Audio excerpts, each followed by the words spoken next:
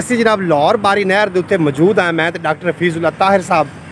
जी थोड़ा नज़र आ रही है लाहौर बारी नहर है जी बल्लो की हैड उतों निकल रही है तो मुल्तान तक जा रही है।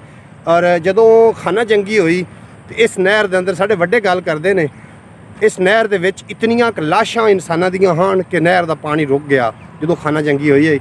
ये बड़ी कदीम नहर है। वो असीं मौजूद हैं जनाब डॉक्टर हफीजुल्ला ताहिर साहब और मैं बंदा नचीज़ मोहम्मद अली खिज़र।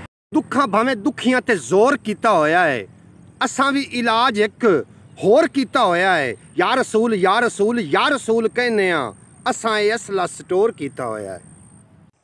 सोने दी गल बात न मुक्के, जिक्र करेंदियां रात न मुक्के। सजदे विच मैं तैनू वेखां मुड़ सारी उम्र रकात न मुक्के।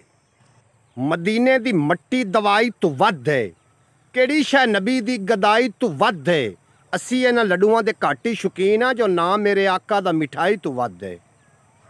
बड़ा नाज है मैनू मुकद्दरां ते, नाथ खान जो अरब दे ढोल दा हां।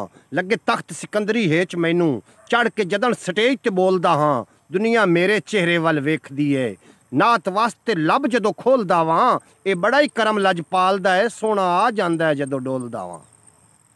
तारे दी अख लो देंदी है, रात दा कोड़ लको देंदी है। ते जो नालैन हजूर नू चुम्मे मिट्टी भी खुशबू देंदी है। जो नालैन हजूर नू चुम्मे मिट्टी भी खुशबू देंदी है। रब नू किन्नी प्यारी लगदी है जेड़ी अख भी रो देंदी है। रब नू किन्नी प्यारी लगदी जेड़ी अख भी रो देंदी है। हिक मुहब्बत हिक इबादत नात विच चस्के दो देंदी है। हिक मुहब्बत हिक इबादत नात विच चस्के दो देंदी है। ते उगदे ने मुर्दीद दे बूटे अख जद अथरू बो देंदी है।